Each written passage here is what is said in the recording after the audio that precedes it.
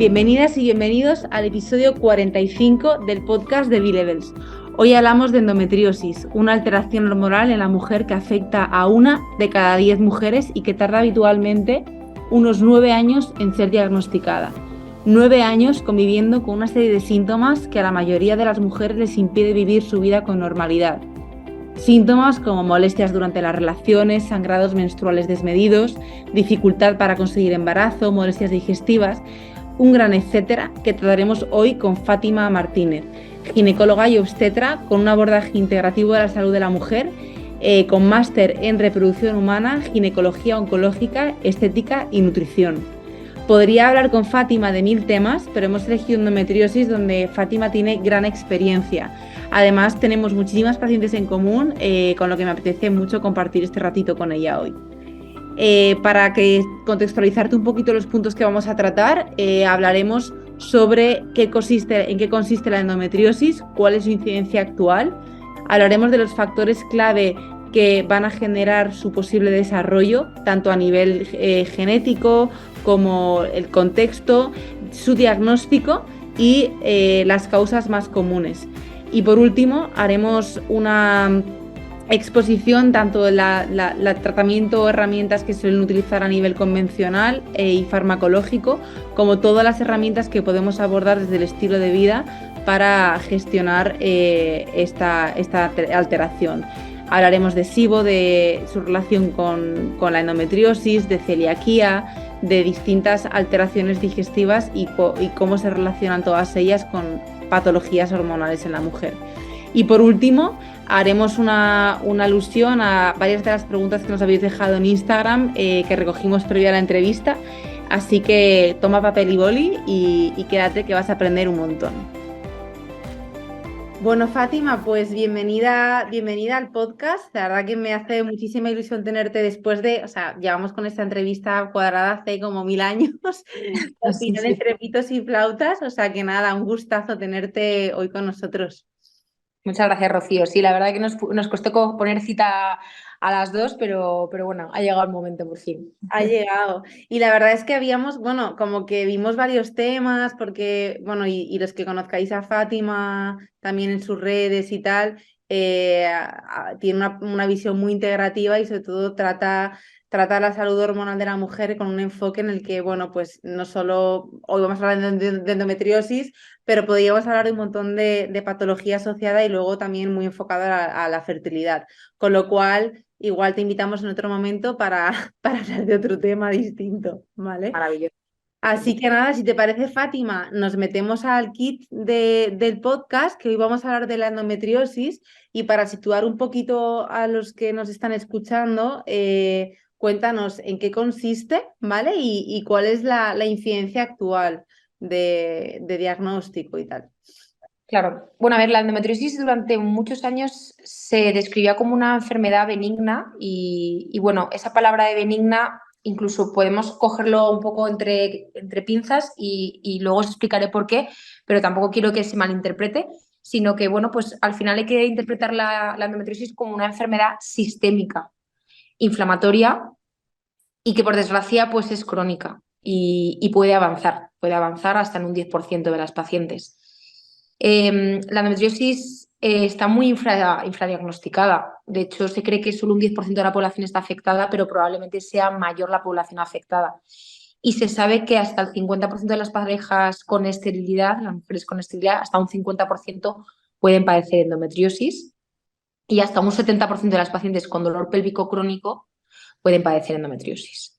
Entonces, bueno, la endometriosis al final se sabe que es un tejido ectópico que asemeja al tejido endometrial de la capa interna del útero, que puede estar presente en otros tejidos u órganos vecinos, como puede ser desde el miometrio, lo que se llama adenomiosis, dentro del músculo del útero, o puede estar presente en trompa, en ovario, pero también se sabe que afecta a otras zonas de la pelvis, incluso zonas extrapélvicas.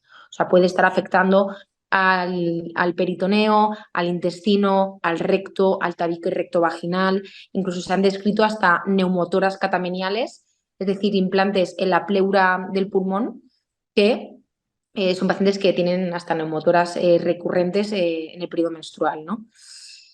Y bueno, hay muchas hipótesis. Hay casi más de 3 hipótesis descritas de por qué está ese tejido ectópico fuera de la cavidad endometrial, ¿no?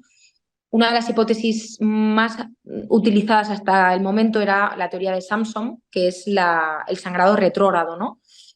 Parece que hasta el 100% de las mujeres tienen sangrado que, al igual que sale hacia afuera en la regla, también puede refluir hacia dentro de la cavidad, pasando por las trompas y llegando pues, a implantarse en ovario u otras zonas. Y parece que hasta el 90% de la población tiene una capacidad de un sistema inmunológico que las natural killer son capaces de reconocer esos implantes ectópicos y poder eliminarlos. Pero un 10% quizá de la población o más, esas natural killer no son capaces de detectar esas células endometriales que tengan a lo mejor algún haplotipo HLA que pasan camufladas y no son capaces de eliminarlo. Pero es verdad que estas hipótesis pueden estar un poquito ahí cogidas ahí un poquillo entre comillas, porque no podría a lo mejor justificar por qué hay una endometriosis profunda en la musculatura, por ejemplo, del recto o de la vejiga. ¿Por qué no? Es el sangrado solo retrógrado. Entonces hay teorías también que incluso creen que células madre de la médula ósea realmente que tienen esa capacidad pluripotente puedan transformarse en células endometriales, que a lo mejor van a restaurar, pues en el momento de la menstruación vienen un montón de células madre para restaurar la zona de inflamación y que a lo mejor esas células se confundan y se transformen en células endometriales, ¿no? O otras teorías que hablan de que células del endometrio pasan por el tejido linfático, por la parte hemática y llegan a otras zonas, ¿no? Entonces, hay esas teorías. Sí, no, y además es muy interesante esto que comentas porque cada vez se asocia más, ¿no? Y bueno, esto también lo vemos mucho en consulta, que se habla, ¿no? De que la endometriosis de alguna manera tiene un componente autoinmunitario, o sea, que al final, ¿no? Como esta confusión del sistema inmune, que al final, cuéntanos un poco, ¿no? Porque se relaciona muchísimo con la celiaquía, de hecho, yo cuando hay mucho síndrome menstrual o mucha sintomatología asociada, que ahora nos comentas un poquito cuáles son los síntomas más comunes, tiras un poco del hilo y de repente hay una celiaquía ahí encubierta. ¿Qué relación hay con la autoinmunidad? A ver, más que la autoinmunidad, de hecho, las últimas inclinaciones que hay a nivel de la fisiopatología Ujú. parece que se está asemejando más a enfermedades oncológicas. O sea, se está asemejando la endometriosis a células cancerígenas. Ujú. Y de hecho, una de las teorías, que es la teoría Warburg, habla de que hay un daño mitocondrial que precede a la endometriosis. O sea, se sabe que hay incluso expresión de oncogenes, de prooncogenes, como por ejemplo el gen CEMIC, el CELCRAS. Hay varios genes que se están viendo en patología oncológica, neoplásica y endometriosis, que genera una disfunción de la mitocondria, y esto va a generar que la célula no tenga la capacidad de utilizar la glucosa para producir el suficiente ATP, y la disfunción mitocondrial lo que hace es que el citosol, el citoplasma de la célula, empieza a captar más glucosa, más glucosa, más glucosa, más glucosa para producir ATP en forma de energía, y ese exceso de glucosa, ¿vale? Al final lo que va a generar es una disfunción en la apoptosis de la célula. Entonces, al final esta célula se vuelve inmortal y genera como un proceso de neoproliferación y genera una inmortalidad de la célula.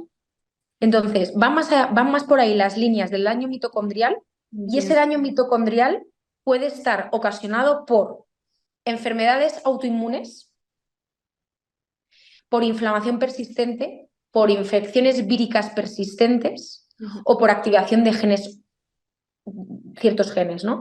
Entonces, no se sabe si es el huevo o la gallina, pero que probablemente ciertos genes estén presentes en enfermedades autoinmunes y en este daño mitocondrial que Claro. esté presente en la endometriosis. Claro, por eso se habla tantísimo, ¿no? Y se asocia tanto, pues hablamos mucho y hablaremos de herramientas, pero se habla de meter en ayunos profundo, de dieta cetogénica, de bajar ese contexto inflamatorio, pero sobre todo cortar el sustrato a la célula, que es que deje de chupar glucosa. O sea, eso, por eso hay Exacto. tan buena respuesta ante este tipo de protocolo, ¿no? Que hablaremos después. Vale. Y Fátima, ¿qué síntomas caracterizan? Porque vemos que hay un montón de grados, que no a todas, ¿no?, la manifiestan de la misma manera, incluso hay pacientes asintomáticas. Entonces, cuéntanos un poquito qué síntomas son los más comunes de más a menos o de menos a más. Es verdad que la endometriosis tiene muy poca correlación clínico-radiológica. Eso lo hemos visto en pacientes que a lo mejor te haces una ecografía y te encuentras, por ejemplo, un quiste endometriósico de gran tamaño y la paciente está asintomática. Y en cambio, lo que más veo en mi práctica clínica son pacientes que a lo mejor tienen implantes microscópicos, que solo ves signos indirectos, por ejemplo, en la ecografía, signos indirectos, y tienen una dismenorrea, o sea, un dolor con un EVA, es decir, con un dolor de 8 o 9 en el momento de la regla. Al principio de la adolescencia, un poco la sensación que me da es que son pacientes que suelen venirte a tu consulta por dolor de menstruación. Un dolor que normalmente suele ser un día antes de la menstruación. Un dolor que además se acontece de un cortejo, se asocia también con un cortejo vegetativo importante, tienen muchas veces sensación de náuseas, diarrea, hasta mareo y pérdida de conciencia. Entonces, por eso a veces se tarda tanto en diagnosticar, porque estas adolescentes que solo te cuentan el dolor de regla, que muchas veces no les puedes hacer ni una ecografía transvaginal, que haces una eco abdominal, pues dices, bueno, no, el dolor de regla es normal, pero van pasando los años y probablemente estas pacientes solo recurren al antiinflamatorio puntual. Al final no se resuelve, ¿no?, ese proceso de Resolomic, no se resuelve ese proceso de inflamación persistente y ese dolor ya pasa también a ser a mitad de ciclo. También te dicen que les duele ya al uvular, que ya es un dolor de 5 y ya en situaciones ya más cronificadas, más persistentes, puede ser ya un dolor pélvico crónico, sordo, que muchas veces las pacientes lo describen como un dolor incluso que emerge desde la vagina hacia el recto, como si fuese una espada, porque a lo mejor ya tiene incluso una afectación de endometriosis profunda. Sí, sí, sí, es que al final, bueno, vemos que, como has dicho, hemos empezado, es multifactorial, o sea, es sistémica y al final tiene manifestaciones, pues eso, y en grados, o sea, que al final no podemos como encasillarlas a todas bajo un ABC, esto es lo que ocurre siempre, ¿no? Y luego, Fátima, ¿hay algún tipo de predominancias a factores claves que motiven a su desarrollo? ¿Hay algún tipo de predisposición genética? O hay personas que, pues no sé qué nos digas, pues niñas que he visto que tienen la menarquia más temprana o ciclos más largos o han estado usando inmunosupresores, tienen más predisposición. ¿Hay algún factor que nos haga más susceptibles de su desarrollo? Es verdad que sí que hay factores protectores, por ejemplo, parece que mujeres multíparas que han tenido muchos hijos, que han dado lactancia materna y que el eje hormonal ha estado más frenado, pues tienen menos asociación a endometriosis. Y en cambio pacientes pues nulíparas que no han tenido hijos, que tienen la primera menarquia muy temprana y la menopausia muy tardía, que han estado mucho tiempo expuestos a estrógenos, pues parece que tienen más facilidad a tener o más asociación a la endometriosis. Pero ya te digo que como se está descubriendo cada vez más pues, genes, que a día de hoy pues estamos desmenuzando ahora mismo toda la secuenciación masiva del ADN, ¿no? Pero ya se están viendo genes asociados incluso a un carácter heredofamiliar, ¿no? Madres y tías con endometriosis que curiosamente la hija también lo tienen. Pero luego también se está viendo mucha asociación de perfiles microbiológicos, es decir, pues por ejemplo, pacientes que tienen disbiosis intestinal, permeabilidad intestinal, vaginitis, endometritis, que a lo mejor esa alteración de la microbiota, ¿no? Esa alteración, por ejemplo, del estroboloma, ¿no? De ciertas inclinaciones patógenas tanto en el intestino como en la vagina, puede aumentar al final una inflamación, una alteración persistente del sistema inmunológico y que eso retroalimente a la endometriosis. Entonces, es como todo al final está como muy unido, ¿no? Y no se sabe al final cuál es lo que decimos, si el huevo o la gallina, pero está todo muy correlacionado. Persistencia de enfermedades autoinmunes, alteraciones de la disbiosis y activación de genes o infecciones víricas persistentes con la endometriosis. que al final todo, o sea, yo creo que porque lo podríamos meter bajo contexto inflamatorio, ¿no? Y cuando bajas la inflamación, y ahora hablaremos de herramientas, es que la persona mejora de cuajo, o sea, es brutal, ¿no? Pero es lo que Ujú. dices, hay que ir tocando todas las piezas del puzzle y a veces, pues, bueno, pues se trata de ir generando ese mapa sobre el que ir construyendo, ¿no? Y dar con la clave en cada una. Y Fátima, tratamiento, porque quiero, tú al final, tanto en la parte, pues, bueno, no solo desde la parte más integrativa, sino que tú estás en el día a día en hospital, ¿no? En clínica y trabajas, ¿no? De las dos, con un tratamiento más convencional y que va de la mano muchas veces de la parte más integrativa. Entonces, cuéntanos un poco, o sea, ¿cuál es la visión más convencional? ¿Cómo lo encajamos esto con un abordaje, pues también más del estilo de vida? Si quieres, podemos empezar por la parte de tratamiento convencional. Eh, y diagnóstico también, que esto no lo hemos hablado, cómo lo diagnosticamos, porque sí que te he escuchado alguna vez que la laparoscopia no siempre es lo más indicado, pues que nosotros nos lo cuentes un poquito también.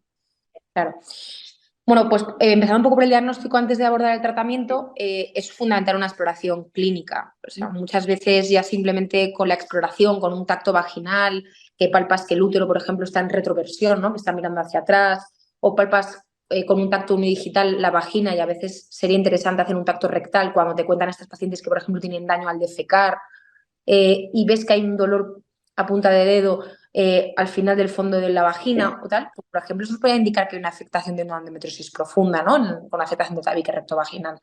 Pero nuestra herramienta fundamental va a ser la ecografía. De hecho, ha desplazado por completo a la laparoscopia, porque antes la prueba Gödel estándar era hacer una laparoscopia, entrar, y si no había una biopsia que confirmase la anatomía patológica, que era una endometriosis, no se diagnosticaba la endometriosis, ¿no? Eso era antiguamente. Ujú. Y de hecho la ecografía ha sustituido prácticamente la resonancia magnética, porque ahora tenemos mucha destreza, tenemos ecógrafos de alta resolución y tenemos signos indirectos de que la paciente nos incline que tiene una endometriosis. Pues típicos úteros grandes, globulosos, que tienen esa hiperecogenicidad con sombras posteriores, que tienen el miometrio más grueso, una de las caras frente a otra, pues a lo mejor nos indica que tiene una adenomiosis, y casi el 80% de las pacientes con adenomiosis tienen una endometriosis. O, si no, muchos profesionales decimos que la adenomiosis es un subtipo de endometriosis, ¿no? Ver esos úteros, como te digo, en retroversión, que no se desplazan correctamente al mover el ecógrafo, están como adheridos, que ves que tienen eso, adherencias, por ejemplo, afectación del ligamento uterosacro. O encontrarnos lo más sencillo que sería para un ginecólogo, pues encontrarte un quiste de endometriosis. Pero claro, muchas veces no te encuentras el quiste de endometriosis, sino lo que te encuentras es esos signos indirectos. Entonces, no me hace falta hacer una resonancia viendo este tipo de signos y la clínica de la paciente. ¿Qué más me da etiquetar a la paciente de sí, tiene una endometriosis al 100%? Si al final la clínica es la que nos va a hacer actuar. Ujú. Claro, claro. Sí, sí, es que al final muchas veces como que nos cegamos un poco con mil pruebas, ¿no? Y la paciente te está contando lo que le está ocurriendo. O sea, y al final incluso nos metemos en pruebas invasivas o en, pues eso, en, en marear, ¿no? Y basta con escucharla, ¿no? Y ya te está diciendo lo que tiene, de alguna manera. Y Fátima, cuéntanos tratamiento, lo que se suele hacer, ¿vale? Desde medicina convencional, tanto a nivel anticonceptivo, agonistas de GnRH, bueno, todo lo que soláis emplear a nivel farmacológico. Hombre, pues normalmente en la adolescencia lo primero que se suele pautar suelen ser antiinflamatorios, ¿no? Pues lo convencional, un ibuprofeno, un naproxeno, un Coxlan, incluso en situaciones más extremas el tramadol, que al final lo que hace es inhibir la ciclooxigenasa para que no se liberen prostaglandinas, porque lo que genera la clínica de dolor, diarrea, vómito es la propia prostaglandina que se libera en el momento de la descamación endometrial, ¿no? Entonces, bueno, pues eso sería como el primer escalón. A mí me gusta, por ejemplo, las adolescentes, que ya hablaremos un poco más, pues a lo mejor plantear la cúrcuma o suplementos más antiinflamatorios que sean más naturales, pues el Levedol, el Tiobectol, pero bueno, pasamos de antiinflamatorios a ya plantearnos un anticonceptivo. Yo soy partidaria sobre todo de poner anticonceptivos primero cuando veo que hay una enfermedad que está avanzando o me encuentro, por ejemplo, endometriosis moderadas severas, por ejemplo, quistes de gran tamaño, Porque si tú te encuentras a una paciente en edad fértil con un endometrioma de 15 milímetros, o sea, de menos de 2 centímetros, y la paciente no tiene ningún síntoma, no tienes por qué poner un anticonceptivo. Claro. Porque no hay necesidad. Pero si la paciente tiene un endometrioma, es decir, por ejemplo, un quiste de 3 o 4 centímetros que te está comiendo tejido sano ovárico, al final el anticonceptivo lo que va a hacer es frenar la progresión de la enfermedad y probablemente reducirte el tamaño del endometrioma. Entonces, si la paciente está con dolor o tiene un endometrioma de moderado tamaño y la paciente no va a buscar embarazo inmediatamente, nos interesa hacer, aparte de un abordaje multidisciplinar, que ya en mi experiencia sé que dietas antiinflamatorias, deporte, pueden reducir el tamaño de los endometriomas, pero al final lo más eficiente es un anticonceptivo. Porque el anticonceptivo lo que va a inhibir es la ovulación y va a generar que el ovario se quede como en reposo.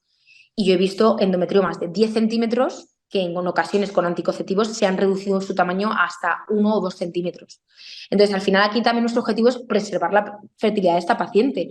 Si yo me veo que el endometrioma se está comiendo el ovario sano, ¿qué va a ser de esta mujer cuando tenga 35 años? Se le va a sumar la mala calidad ovocitaria por la edad más que el endometrioma le ha comido el ovario, ¿no? Entonces, normalmente nos basamos en anticonceptivos, generalmente está más en la línea anticonceptivos que sean, por ejemplo, que tengan poco periodo de descanso o que no tengan periodo de descanso, sobre todo para mejorar el dolor de regla. Porque si hacemos a veces ventanas de 7 días de descanso con anticonceptivos, te va a decir la paciente que tiene dolor. Claro. Entonces, ahora están surgiendo pues, modelos nuevos de anticonceptivos que tienen solo 4 días de descanso. Y si puede ser mejor elegir un anticonceptivo que tenga bajo nivel estrogénico. Sí, una ¿Vale? progesterona, ¿no? Algo con más progesterona o que sea todo Más progesterona. que más progesteronas que tenga niveles más bajitos de 0,2 si puede ser de estriol en vez de etinilestradiol. Vale. Y es verdad que ahora está muy de moda poner solo gestágenos. Eso. Por ejemplo, el Dienogest o el Desogestrel o la drospirenona. Pero ojo, no sabíamos que hasta un 33% de las pacientes pueden tener mutaciones en el receptor de la progesterona en Vale. los implantes de endometriosis. Entonces hay veces que tú le pones un DIU o le pones solo un gestágeno, la minipíldora, y la paciente te dice que sigue con dolor. Entonces, ojo, porque a lo mejor a estas pacientes no les está viniendo bien porque pueden tener una mutación en el receptor de la progesterona, que está presente en un 30%. Wow, esto no lo sabía. Qué interesante. Qué guay. Entonces, yo me suelo decantar normalmente por anticonceptivos combinados, con bajo nivel estrogénico y con pocos días de descanso, o bien sin periodo de descanso. Saltarnos los 4 días de descanso. ¿Y usáis, o sea, no sé, en qué casos puede tener sentido usar pues GnRH o no agonistas y antagonistas para inducir en menopausia? Ahí, ¿cómo lo ves? Pues situaciones muy extremis que, por ejemplo, pues pacientes que incluso te has planteado o les has operado, porque no nos olvidemos que ya el último escalón sería la cirugía, cuando la paciente con anticonceptivos no mejora el dolor. O pacientes que tienen una afectación del tabique rectovaginal, que tienen una incapacidad absoluta para tener relaciones sexuales, que tienen dolor al defecar, que no mejoran con el anticonceptivo, hay que meterse en una cirugía. Y a veces estas pacientes, antes de llegar a la cirugía, se les plantea el decapeptil, que es un análogo, un antagonista, o sea, un análogo, perdón, de la GnRH, que lo que hace es que de manera persistente inhibe la hipófisis y al final no se libera FSH y LH. Pero ¿qué ocurre? Que esto genera como una menopausia temprana. Entonces, claro, normalmente les tienes que asociar una terapia hatback, es decir, les tienes que poner un anticonceptivo, porque si no la paciente va a empezar con menopausia y puede generarle problemas de osteoporosis a largo plazo. Y todos los síntomas Entonces, asociados a la menopausia, claro. Claro, claro. normalmente el decapeptil es situaciones poco permanentes en el tiempo, es decir, suelen ser terapias de 6 meses y a lo mejor terapias previo a cirugía para ver si reducimos al máximo posible los implantes, pero ahora mismo la decapeptil no se suele utilizar mucho porque tenemos buenos anticonceptivos a día de hoy y no solemos llegar a esos extremos. Vale, vale, vale. No, y luego también, o sea, yo también quería hacer mención a esto, aunque, y preguntarte a ti, evidentemente, como ginecóloga, por lanzar, como ginecóloga integrativa, por lanzar también una lanza a favor de anticonceptivos en cuanto a que no siempre es terrible, o sea, que hay circunstancias en las que nos van a venir muy bien, mientras que también tratamos pues toda esta parte del estilo de vida y bajamos la inflamación, o sea. como que muchas veces decimos, no, Dios mío, qué horror anticonceptivo. Bueno, sí, sí es para falsa, lo que se dice como regular la regla, ¿no? Lo que nos llevan diciendo, ¿no? Muchas veces, te doy anticonceptivo porque tengo regla irregular. Bueno, pero hay situaciones clínicas y médicas, como puede ser esta, en las que poner un anticonceptivo a tiempo puede ayudar a que a retrasar el avance de una enfermedad o bien a precisamente dar una tregua a la persona mientras que se hace el abordaje para sanar, ¿no? Desde la Es que yo raíz. creo que efectivamente no son cosas incompatibles y Claro, es verdad que como tenemos tanto acceso a las redes y estamos pues personas como nosotras dando mucha información, pues las pacientes al final pues las pobres están ya un poco saturadas con tanta hipotéticas, información. claro. Entonces, ¿qué ocurre? Que piensan que efectivamente si van a hacer un abordaje holístico o más natural, no pueden tomar anticonceptivos. Yo creo que no es incompatible, al contrario, sobre todo tiene su cabida para pacientes que con anticonceptivos siguen teniendo dolor pélvico crónico porque puede estar presente, que Ujú. ese dolor sordo esté permanente y que gracias a las herramientas que hacéis vosotros mejoremos casi a un 99% ese dolor sordo. Entonces, no es incompatible. Totalmente, totalmente. Y de hecho trabajamos súper de la mano, ¿no? Y es que es importante, o sea, como esta unión entre la parte más pues, farmacológica y la parte, pues que al final, digo siempre, medicina es todo lo que funciona, no vamos a hablar ni de integrativa natural o convencional, o sea, todo lo que le funciona es medicina, ¿no? O sea, que al final estamos aquí para mejorar la calidad de vida de la persona, no para otra cosa, ¿no? Sobre todo que la paciente al final va a ser la que nos va a marcar el umbral de su dolor. Eso Yo es. siempre les digo, aquí no hemos venido a esta vida para sufrir. Ujú. Si tú estás sufriendo, o sea, creo que los riesgos menores del anticonceptivo superan a los beneficios. ¿Por qué? Primero, no hay ningún estudio a día de hoy que haya demostrado que el anticonceptivo genere esterilidad. Eso no está demostrado en ningún estudio. Lo que puede pasar, y yo creo que son falsos mitos, es que si una paciente padece una patología que no ha sido diagnosticada y ha estado muchos años con anticonceptivos, si luego al suspenderlo dé la cara. Una endometriosis, por ejemplo, con afectación de las trompas o un ovario poliquístico que ha estado toda la vida con anticonceptivos y al quitar los anticonceptivos te encuentras con el ciclo anovulatorio de la paciente. Entonces, ahí yo creo que van más los falsos mitos, que puedan aparecer patologías que han estado camufladas durante años con los anticonceptivos, pero no que el anticonceptivo genere una esterilidad. Totalmente, totalmente de acuerdo. Y Fátima, pasando un poquito como a, bueno, pues a intentar pues ir más a la raíz, ¿no? Y bajar ese contexto inflamatorio, cuéntanos, ¿no? ¿Qué importancia o qué peso le das tú a lo que es la alimentación antiinflamatoria, sanar el intestino? Porque estamos viendo que, bueno, va muy de la mano encontrarnos una disbiosis intestinal con una endometriosis, o sea, cuéntanos un poquito esta parte. Claro, pues mira, justamente yo te hago más la introducción de la parte fisiopatológica y luego quien tú puedes más es un poco más desarrollarlo, pero bueno, al final lo que parece, y es verdad que ha sido muy criticado, porque yo, por ejemplo, me llevo mucho con Carlos González de Osana Academy, que me parece que para mí es una persona que me ha abierto muchísimo los ojos. Él aboga mucho por hacer dietas low carb, ayunos intermitentes, dietas keto, sobre todo en la fase lútea que acontece 10 días antes de la regla, ¿no? Porque al final es lo que hablamos, hay un daño mitocondrial que está demostrado en muchos papers y este daño mitocondrial consume glucosa y también glutamina. Entonces, ¿qué ocurre? Que llega un punto que necesita ese sustrato para ser inmortal. Entonces, ¿cómo cortamos ese exceso de esa célula inmortal que se alimenta solo de glucosa? Pues tratando de quitarle esa glucosa. Entonces, comprendo que la segunda fase del ciclo es el momento que más hambre tiene la paciente, que más síntomas premenstruales tiene y que a lo mejor no todo el mundo es capaz de llevar una dieta low carb o keto o hacer ayunos prolongados. Primero, sobre todo, porque tenemos que también tener mucho en cuenta la parte psicoemocional de la paciente. Si esta paciente parte también de, pues bueno, pues de cierta fragilidad y que Mm. a lo mejor no todo el mundo tiene el perfil para poder hacer este tipo de dietas. Ojo, porque podemos eh, intensificar algunas patologías de TCA que estén ahí Latente. latentes, ¿no?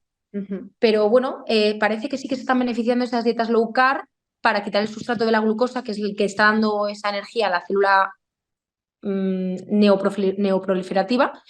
y mejora a las pacientes por lo que me vienen a mí a consulta, que es cuando os la mando a vosotras. Entonces me gustaría un poco, Rocío, que fueses tú, Ujú.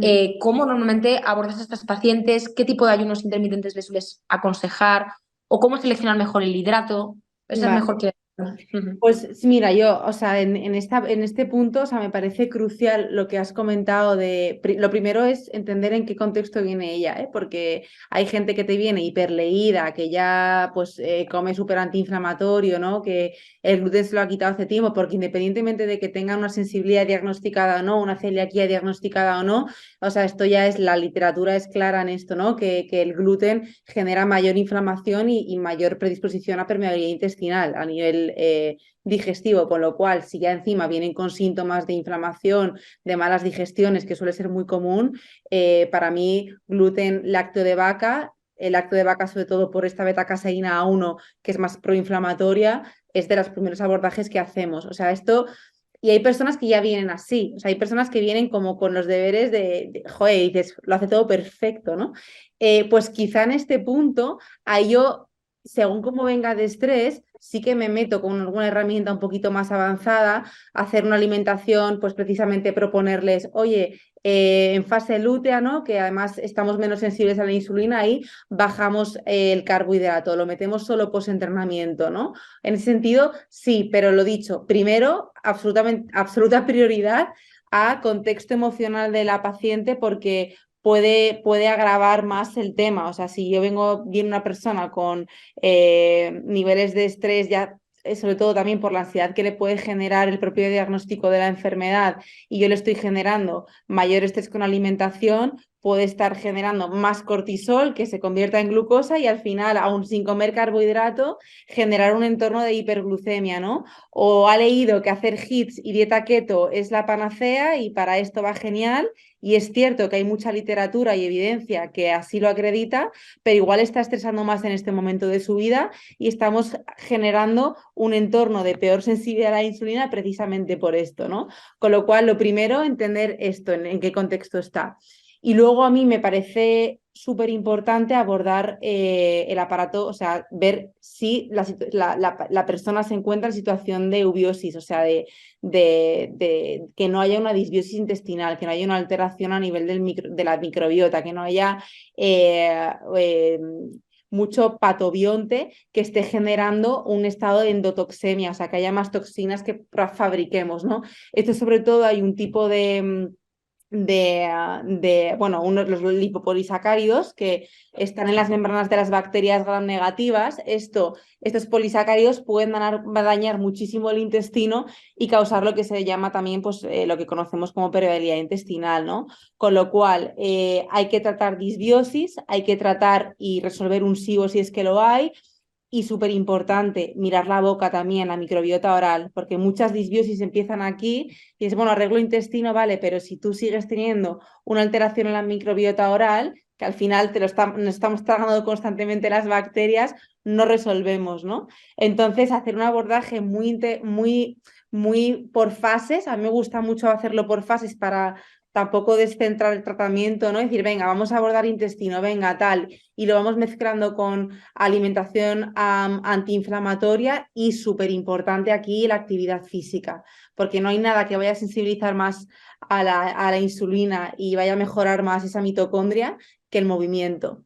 Entonces, Deporte de fuerza, ¿no? Sobre todo para que el músculo, ¿no? eso Más que es. cardio, ¿no? Más un deporte de Deporte músculo. de fuerza que va a generar un entorno de sensibilidad a la insulina y al final va a ayudar a mejorar esa función mitocondrial, ¿no? Con lo cual, movimiento acompañado de gestión emocional y alimentación antiinflamatoria y luego ya todo lo que podamos hacer a nivel de individualizar en cuanto a, pues si hay un SIBO, si hay un SIBO metano, si hay un SIBO hidrógeno, si hay pues una cándida, bueno, lo que haya que veamos en consulta, eso por supuesto, ¿no?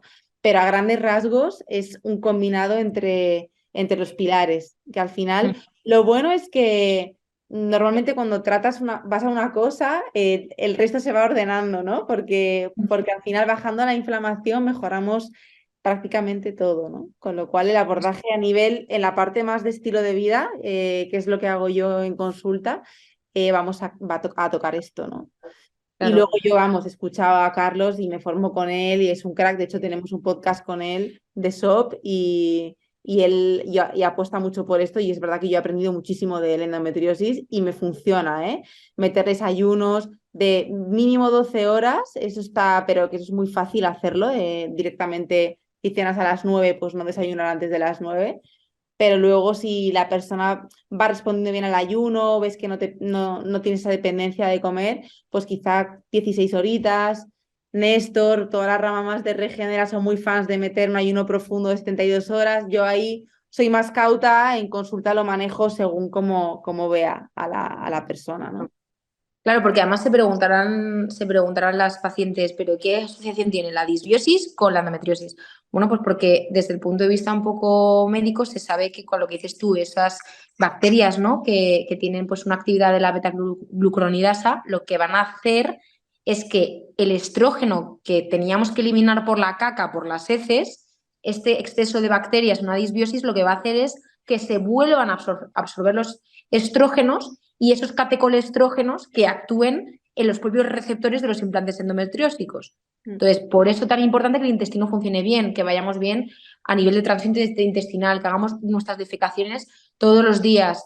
Y todo eso se va a mejorar gracias a vosotros, a que mimáis las mucosas, planteáis si es incluso necesario derivarlo a un digestivo para tratar con antibióticos. Pues eso, que vosotros al final mimáis las mucosas, pues me imagino pues con probióticos, omegas y no sé hasta qué punto a veces vosotros planteáis cuándo está el impasse en derivar a un especialista a tomar antibióticos o intentáis abordarlo con herbicidas naturales. ¿Cuándo ahí está ahí?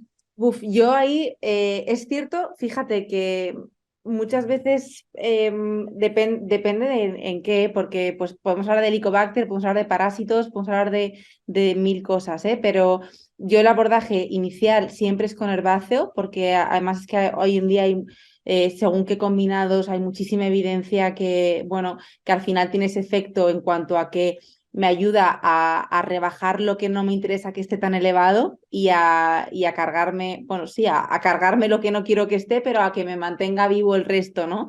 Al final el antibiótico, bueno, pues a veces hay que recurrir a él. Yo es cierto que muy raras, igual en 2 ocasiones en los años que llevo en consulta, he tenido que derivar, pero no he solido tener que hacerlo porque realmente hay muy buena respuesta. Igual no basta con dar una tanda con herbicidas, hay que dar 2, 3 ciclos, siempre combinado con el resto, ¿no? Y luego hay otro tema, y esto con Carlos lo hablamos un montón, ¿no? Y hay muchas personas que pues cada vez vamos más en esta línea, que muchas veces vemos un teletest, ¿no? Un test de microbiota o con el laboratorio con el que se haga, y muchas veces, pues como terapeutas, vemos un patógeno y nos aferramos a él, ¿no? Tipo, pues hay parásitos y ya, boom, los quieres matar. Pero es que igual no es esto la causa de lo que le está ocurriendo, ¿no? Eh, Me refiero, incluso hay muchas personas que, pues al final los parásitos conviven con nosotros, no siempre dan síntomas y no siempre hay que tratarlos, ¿no? Por ejemplo, un bastocistis, una dianta amoeba, no siempre se tratan. De hecho, el blastocistis se asocia también a mayor diversidad eh, intestinal. Eh, entonces, como que en ese sentido, ojo, y yo por lo menos me doy 2, 3 meses siempre de herbicidas. Cuando quiero abordar, por ejemplo, una parasitosis que sé que realmente está siendo el problema, pues porque hay mucha diarrea, porque hay picor, porque hay mucha clínica histaminérgica. 3 meses de herbicidas combinado con un tratamiento potente de mucosas y alimentación antiinflamatoria. Y si ahí no hay respuesta, ya me planteo derivar. Pero no solemos tener que meter antibiótico. Y luego es cierto que, por ejemplo, el Helicobacter, que también hay muchísima evidencia bueno, de muy buenos resultados con tratamiento natural, con combinados. Hay veces que hay que meter algún ciclo de antibiótico, pues cuando sobre todo está patogenizada, porque se está viendo también que el Helicobacter no siempre funciona como patógeno, pero cuando realmente está funcionando como patógeno, hay ciertas ocasiones en las que hay que recurrir a él y no es malo, es lo que decimos. Medicina convencional se alía con la otra, ¿no? Con la parte más Claro. integrativa. No, no somos antagonistas, ¿no?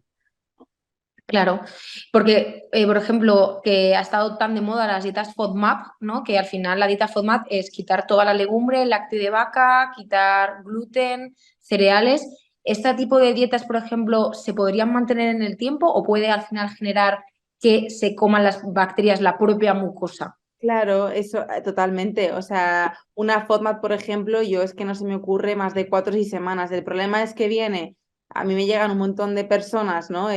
No es que he leído que me quito los FODMAPs y mejoro, ¿no? Y ellas mejoran al principio, pero luego ves que a los 3 meses con dieta FODMAP, porque lo han leído en internet y han cogido la lista de FODMAP de internet, ya es que se va metiendo una restricción de nutrientes Calórica. tan fuerte y calórica que al final se están generando una microbiota muy pobre. O sea, al final una salud intestinal va asociada a diversidad bacteriana. Cuando me estoy cargando la fibra, que es lo que le da de comer a las bacterias buenas del intestino, y la FODMAP te quita el sustrato a las bacterias, estoy fomentando una situación de menor diversidad, con lo cual peor sistema, o sea, peor salud de la microbiota, peor sistema inmune y el pez que se muerde la cola, ¿no? Entonces, más de 4 semanas yo jamás la pauto, y siempre y cuando pues entienda por qué lo estoy haciendo. Si estoy tratando un SIBO, tiene sentido quitar fibra. Si estoy tratando una, ¿no? O sea, al final es en qué momento, para qué, pero no porque me siento hinchada, me quito los FODMAPs, ¿no? Porque, y no lo acompaño de tratamiento de O mucosas o sea, de lo que... que si tuviésemos que decir un poco un mensaje de cómo poder ayudar a estas pacientes, imagínate que no pueden acceder pues a un tratamiento personalizado pues con un médico en el ámbito más de privado o una nutricionista.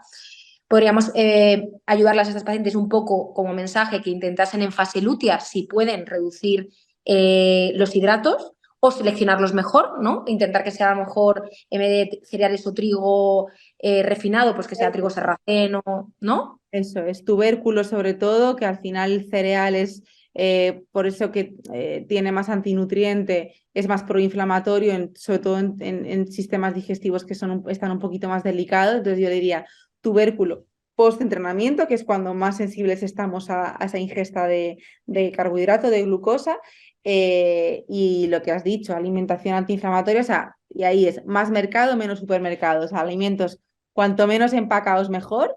Y luego, pues eso, mucho, mucho omega 3 si no se pueden, pues ahora hablaremos de suplementación, pero pescado azul pequeñito, sardina, boquerón, caballa, carne de calidad, carne de pasto también, que muchas veces como carne roja, ¿no? Bueno, una carne buena de pasto y de calidad tiene un muy buen perfil de omega 3 omega 6 con lo cual esto, ¿no? Huevo. Y quitar pues al final es que digo, quito el gluten, pero básicamente es que si quitas lo que has dicho tú ya, harinas y cereales y tal, te estás quitando el gluten, o sea que realmente no hay que hacer nada raro. Que si come a lo mejor queso, que sea mejor queso curado de cabra u oveja, evitar que sea a lo mejor la propia caseína de la vaca, que a lo mejor muchas veces hay gente que es lo que peor tolera. Eso es. Eh, y luego algunos alimentos que también, pues un poco la dismenorrea, por ejemplo, en el dolor de regla, yo suelo recomendar mucho, inhibidores de la aromatasa, que por ejemplo, es verdad que las crucíferas tienen un papel aquí importante, pero ojo, claro, muchas de estas Claro, pacientes no las parten de un toleras. SIBO. Claro. Entonces, a lo mejor las crucíferas le va como una patada y las crucíferas que hablamos de que es la col, el brócoli, la coliflor. Entonces, ¿cuándo metemos estos alimentos? ¿Es tan complejo? Claro, o sea, es cierto que va muy bien, pero también es verdad que para llegar a dosis efectivas a nivel de que hagan la función de apoyo hepático a la detoxificación de estrógeno, tendríamos que meternos kilos de brócoli al día, con lo cual quizá en este contexto, para no empeorar síntomas digestivos, tiene más sentido pues meter un sulforafano o no un indol 3-carbinol, o sea, al final hay suplementación que nos puede ayudar y para esto está, ¿no? Y de hecho es la última pregunta que te quería hacer en cuanto a tratamiento, ¿no? En cuanto a suple, porque hemos hablado Ujú. de farmacología, ¿qué sueles recomendar tú en endometriosis? Pues mira, yo el Levedol me siento cómoda poniéndolos. Al final es un complejo que lleva N-acetilcisteína, que lo Ujú, que favorece es un poco la producción de glutatión. Lleva también ácido lipoico, lleva también, si no me equivoco, bromelia. Y bueno, pues el Levedol lo suelo poner porque sí que nos dan un poquito de mejoría de la inflamación. Eh, Omega 3, siempre pongo omega 3. De hecho, me gusta mucho un suple que lleva también omega con CBD. O bueno, pues si se puede mantener en el tiempo. El problema del CBD es que, bueno, aunque los estudios dicen que no es adictivo porque procede de la parte buena de la marihuana, pues bueno, quizá a lo mejor podríamos mantenerlo para momentos más puntuales. ujú, Pero omega, un suplemento antioxidante que lleve cisteína, buenos niveles de vitamina D, también tenerlos en cuenta. Y luego a veces también el extracto de semilla de uva, a mí me gusta. Me gusta para a lo mejor hacer pautas de 3 meses, porque también ayuda mucho bueno, actúa muy bien como una isoflavona, pues también va muy bien.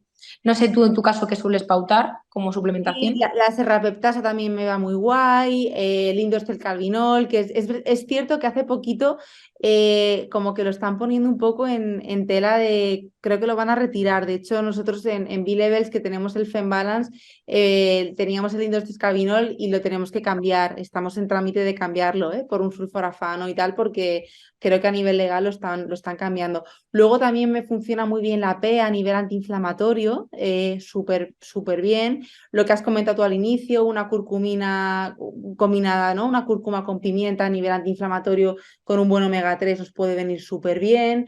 Y luego, Ujú. a veces, también por experiencia, ¿no? Que muchas veces, y por dar un poco en este sentido a personas que nos escuchen, que serán, pues, chicas sobre todo, ¿no? Que estén ya muy concienciadas, que a veces menos es más. O sea, que no se metan a suplementarse porque sí, con 10.000 cosas, porque, Ujú. porque a veces nos volvemos locos autosuplementándonos o incluso desde la perspectiva de la PNI clásica y tal, a veces usamos los suples como si fueran fármacos y no. O sea, que lo más importante es lo que hemos comentado antes en cuanto a alimentación, a sanar el intestino, a gestionar el estrés, a moverte. Y luego ya en función también del grado y de pues, el cuadro que presenta la persona, vamos a tirar más por meter más antioxidante o por meter más antiinflamatorio o por fases, Ujú. pero bueno, Sí.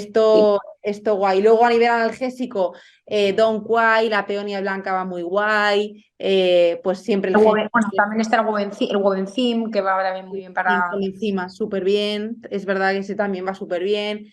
Vitex como precursor o favorecedor de la producción de progesterona, pues bueno, Sí, o sea, sí de los productos que estáis trabajando en B-Levels, si tuvieses que decir qué suple estás poniendo de los que tenéis ahora mismo, ¿cuál es el que estás poniendo más para, por ejemplo, endometriosis? ¿El Fembalance? el FemBalance es el que mejor nos va para detoxificar el estrógeno, pero es verdad que lo pongo cuando el grado o la sintomatología o pues no es muy avanzado, porque quizás y no me tendría que ir a algo un poquito más fuerte o a dosis más altas, pues por ejemplo pues de antiinflamatorio, o lo combino, por ejemplo, un FemBalance con un buen omega. Eso sí que me funciona muy bien. Y luego también doy bastante, y esto también en síndrome premenstrual, métodos altas de vitamina C, porque al final, como De progesterona. antioxidante, eso es, me va a ayudar a favorecer esos niveles de progesterona y a compensar tanto estrógeno. Entonces, puede ser un buen combinado, el FEM con vitamina C o FEM con un buen omega, me gusta. En toda patología o toda alteración asociada al hiperestrogenismo. O sea que. Claro. Al final, para que los que nos están escuchando, el Fembalance pues lleva una combinación de un poquito de Vitex, si no me equivoco, también lleva magnesio. Bueno, explica un poco así por Sí, encima un poquito qué lleva para que lo. lleva, eso es, Vites, lleva bisglicinato de magnesio, que es la forma de magnesio más biodisponible, ¿no? Que atraviesa barrera hematoencefálica y toca mucho sistema nervioso. Lleva mioinositol en menos dosis, o sea, no son los 4 gramos que suele pautar, creo que no llega a 2 gramitos, pero bueno, lleva también ese apoyo con mioinositol. Lleva vitaminas del grupo B, por eso muchas a veces dicen, jo, es que me sale la orina, ¿no? Como muy flúor, pues es por esto, ¿no? Por las vitaminas del grupo B que no se asusten. También lleva algo de tirosina, lleva extracto de azafrán, que para estado de ánimo, Ujú. todos los cambios de humor asociados también al síndrome premenstrual va súper bien. Bueno, lleva un conjunto pero de principios activos, pero lo más grosso y extracto de fenogreco, bueno, lo más Ujú. grosso lo dicho esto, ¿no? Y ese indol 3-carbinol que va a ayudar a potenciar el detox estrogénico a nivel hepático. Esto sería Ujú. un poco el FEM. Bueno, Está siendo como yo un creo podcast muy de vamos, de medio diálogo. No te estoy No, no, diciendo. a ver, es que me está pareciendo, vamos, fantástico. Yo creo que como mensaje, paciente con endometriosis, sobre todo que padezca dolor, importante, deporte de fuerza, valorar reducir hidratos, sobre todo en segunda fase del ciclo, y en cuanto a suples, sobre todo pues omegas y algún antioxidante, como por ejemplo el suple que es dicho muy completo de Fembalance, y la cúrcuma, y sobre todo apoyo también psicoemocional para tratar de reducir cortisol y estrés. Y luego, muy importante, antes de, yo creo que si te parece, antes de finalizar la parte de la preservación ovárica, que yo a mis pacientes, cuando jovencitas les diagnostico una endometriosis, ahí les recalco de intentar a lo mejor plantear la vitrificación de óvulos antes de los 35 años, que es donde es más costo eficiente, sobre todo si no tienen pareja, porque muchas veces las pacientes cuando nos vienen a congelar óvulos tienen pues más de 35 años porque lo han dejado con su pareja y se ven en la tesitura de que qué va a pasar, ¿no? Porque anhelan a lo mejor ser madres en el futuro, pero no saben cuándo. Entonces, claro, tenemos que recalcar que la paciente con endometriosis va a tener la calidad ovocitaria más afectada porque se sabe que afecta a la esteroidogénesis de las células de la teca, ¿vale? Entonces son óvulos de peor calidad. Entonces, cuanto más jóvenes intentemos vitrificar, mejores resultados para el futuro cuando descongelemos esos óvulos.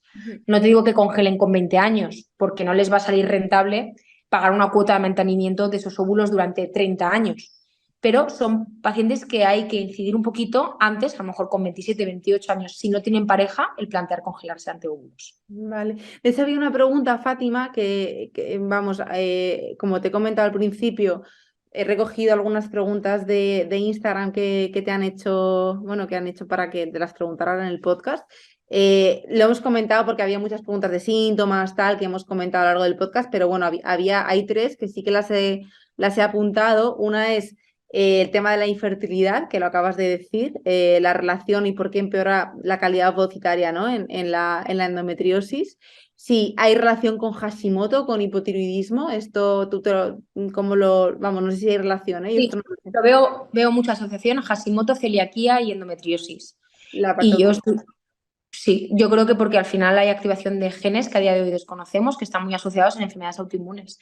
Y de hecho, es lo que hablábamos, que probablemente en un futuro se creen fármacos a nivel de inmunoterapia, como dice Carlos, que vayan dirigidos pues, a que esas natural killer reconozcan a esos implantes endometriósicos porque descubran ese HLA. O sea, el futuro probablemente sea la inmunoterapia, que se trate como un cáncer y suena fatal, pero que sea así y no sea a lo mejor el anticonceptivo el mecanismo o el abordaje de la fisiopatología. Claro, sabe, por el sistema inmune, súper interesante. Luego, Fátima, dos preguntas así más cortitas. Una es si el endometrioma se puede malignizar, o sea, que si es común que se convierta en cáncer precisamente. No es común, pero se sabe que el carcinoma de células claras puede tener pacientes que han tenido como factor de riesgo la endometriosis. No es común el cáncer, pero normalmente este tipo de comportamientos lo vamos a ver en consulta, pues endometriomas que crecen muy rápido, endometriomas que tienen una vascularización muy abigarrada.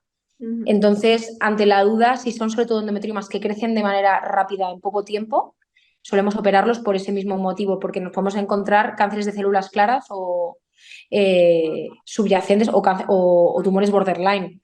Entonces, el comportamiento agresivo, porque el marcador CA125 puede estar elevado, pero si nos encontramos, por ejemplo, marcadores tumorales muy elevados, de un CA125 súper alto, con un H4 también elevado, nos puede hacer inclinar tomar la decisión de que si es un endometrioma de moderado tamaño con unos marcadores tumorales muy elevados, a lo mejor operarlos y encontrarnos pues un inicio incipiente de un cáncer, pero no es lo frecuente. Vale, vale. Y luego lo último, Fátima, es si la dismenorrea membranosa es síntoma de endometriosis. No sé a qué se refiere con membranosa, la verdad. Yo es que, vamos, me ha llamado la atención, lo he googleado antes y he visto que era, vamos, como una expulsión de tejido no sé, como una expulsión de mucosa de endometrio durante la regla. Es que me ha parecido como también muy, vamos, yo nunca lo había escuchado. No, sí que es verdad que a veces, de hecho, lo describe algún adolescente que han podido tener un desprendimiento masivo del endometrio, que aparece como si fuese un cuajarón de color blanquecino, que parece hasta un aborto, ¿vale? Eso pasa, debe ser muy ocasionalmente en alguna paciente que de repente se desprende todo el endometrio de manera brusca, pero no encuentro su asociación a la endometriosis, la verdad. Vale, bueno, y quizá pues como sería la propia dismenorrea, que es un síntoma Claro, asociado. porque al final, imagínate, si tiene que salir todo ese endometrio de manera brusca y que aparece en aspecto de decidúa con membrana, tiene que ser un agujerito tan pequeño que ese dolor pues tiene que ser moderado, claro. Claro. Sí, mira, es lo que he mirado antes, ¿no? Es mucosa endometrial, o sea, como, pero lo que tú dices, en forma de grandes fragmentos, como esa expulsión. Pero imagino que la asociación es pues como la propia dismenorrea es un síntoma, con lo cual. Sí, o que por algún motivo en ese ciclo ha habido una insuficiencia de cuerpo lúteo brusca con una caída bestial de progesterona, pues porque a lo mejor ha tenido una infección vírica o por lo que sea, o un COVID o lo que sea, que lo hemos visto, ¿no? En COVID, ¿no? Esos acortamientos del ciclo, que de hecho en pacientes con endometriosis nos podemos encontrar ciclos acortados porque tengan insuficiencia de cuerpo lúteo, porque se sabe que la endometriosis, al ser inflamatoria, pues puede alterar los macrófagos tipo 2 que disminuye la vascularización del cuerpo lúteo y que produzca menos progesterona. Entonces, a veces nos podemos encontrar también más riesgo de abortos bioquímicos y de fallos de implantación en pacientes con endometriosis porque tengan insuficiencia de progesterona. Sí, sí, total. Súper, Fátima, jo, pues creo que ha quedado un podcast súper completo. Vamos, te he mentido porque te dije que iba a durar menos.